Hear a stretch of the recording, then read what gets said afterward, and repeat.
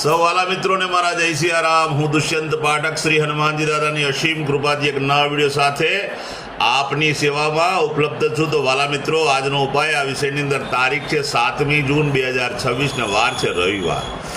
વાત કરીશું પંચાંગની. તો અધિક જ્યેષ્ઠ મહિનો ચાલી રહ્યો છે, કૃષ્ણ પક્ષ ચાલી રહ્યો છે, ધનિષ્ઠા નક્ષત્ર, વૈધૃતિ યોગ, કુંભ રાશિનો ચંદ્ર અને વૃષભ રાશિનો સૂર્ય છે. વાલા મિત્રો, અશુભ સમયની વાત કરીશું તો યમઘંટ બપોરે 12:26 થી 2:07 સુધી છે અને રાહુકાળ સાંજે 5:29 થી 7:10 સુધી છે. આ બંને અશુભ સમય કહેવાય. શુભ સમયની અંદર શુભ કાર્ય, શુભ યાત્રા ન થાય. શુભ કાર્ય અને શુભ યાત્રા કરવા માટે કોઈ સારું ચોગડિયું, સારું મુહૂર્ત લેવું જોઈએ, જેમાં ઉત્તમ અભિજીત મુહૂર્તનો સમય સવારે 11:59 થી બપોરે 12:53 સુધી છે. આ સમયની અંદર તમે કોઈ પણ પ્રકારનું શુભ કાર્ય અને શુભ યાત્રા કરી શકો. વાલા મિત્રો, વાત કરીશું આજના ઉપાયની. તો આજના ઉપાયની અંદર વહેલી સવારે સ્નાન કરવા બેસો ત્યારે નાવાના પાણીની અંદર 5 ચમચી ગુલાબજળ પધરાવવાનું, પાણીમાં મિક્સ કરવાનું અને ત્યાર પછી તે જ પાણીથી તમારે સ્નાન કરવાનું.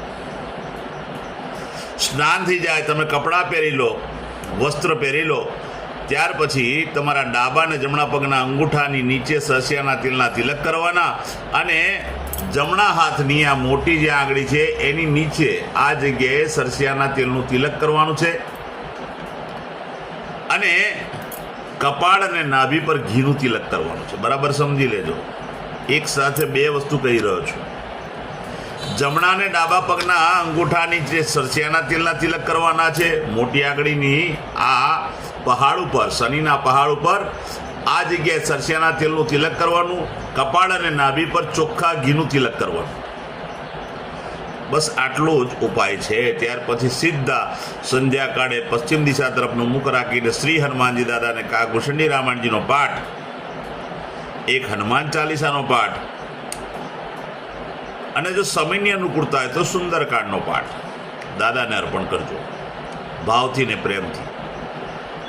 રાત્રે સૂતા પહેલા પોતાની જ પથારીમાં બેસવાનું, પલાઠી વાળવાની. ઓમ કૃષ્ણાય વાસુદેવાય હરે પરમાત્મને પણ ક્લેશનાશાય ગોવિંદાય નમઃ. આ મંત્ર યથાશક્તિ જપી લેજો.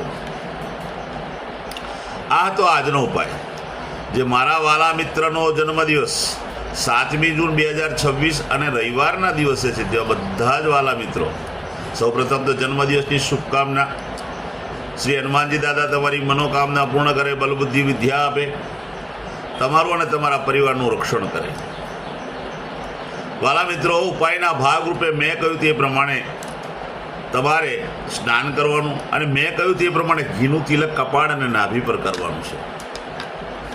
ત્યાર પછી ગૌશાળાએ જવાનું, ગાયોની પરિક્રમા કરવાની, ગાયોની સેવા કરવાની, ગાયોને લીલું ઘાસનું દાન આપવાનું અને તમારે ત્યાં જે ભોજન બન્યું તે ભોજન પણ ગાયોને અર્પણ કરવું.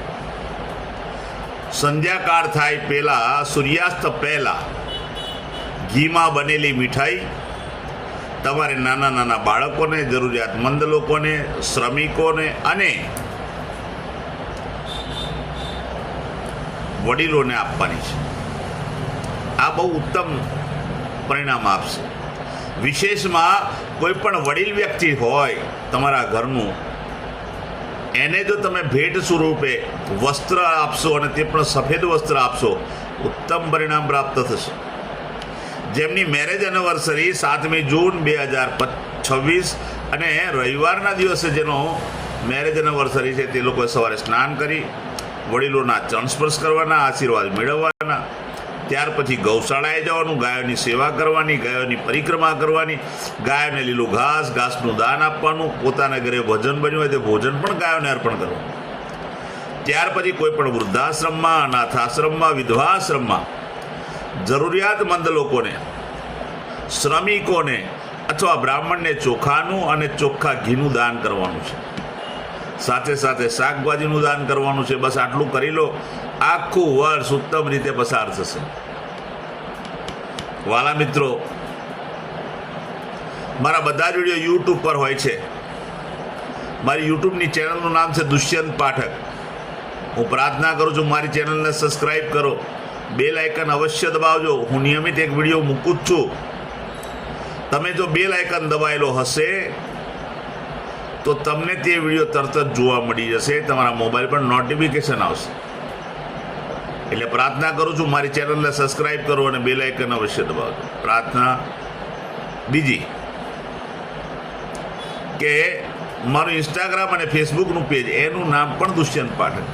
મારા પેજને ફોલો કરજો, લાઈક કરજો અને પ્રાર્થના કરું છું મારા બધા વિડીયોને શેર કરજો. એટલા માટે શેર કરવાનું કહું છું કે કોઈ જરૂરિયાતમંદ વ્યક્તિ, કોઈ સંઘર્ષમાં ફસાયેલા વ્યક્તિને આ વિડીયો જોવા મળશે, એ ઉપાય કરશે ને ભગવાન એનું પણ કલ્યાણ કરશે. એટલે પ્રાર્થના કરું છું તમે મારા વિડીયોને શેર અવશ્ય કરો. હું નિયમિત એક વાત કહું છું કે મારો વિડીયો એક વખત જોવાથી કે 2 વખત જોવાથી કે 24-48 કલાકમાં તમને પરિણામ નહીં મળે. તમે એવો પ્રયત્ન ના કરતા ને એવા અંધકારમાં જીવશો ના. કોઈ ચમત્કારની વાતો નથી. નિયમિત મારો વિડીયો જોશો, નિયમિત તમે ઉપાય કરશો તો તમારા ગ્રહો બેલેન્સ થશે. અને એકવાર ગ્રહો બેલેન્સ થયા પછી તમારા જીવનમાંથી સંઘર્ષ, દુઃખ, પીડા, ચિંતા, ટેન્શન બધું જતું રહેશે. નવા વિડીયોમાં ફરીથી મળીશું. આપ સૌને મારા સિયારામ.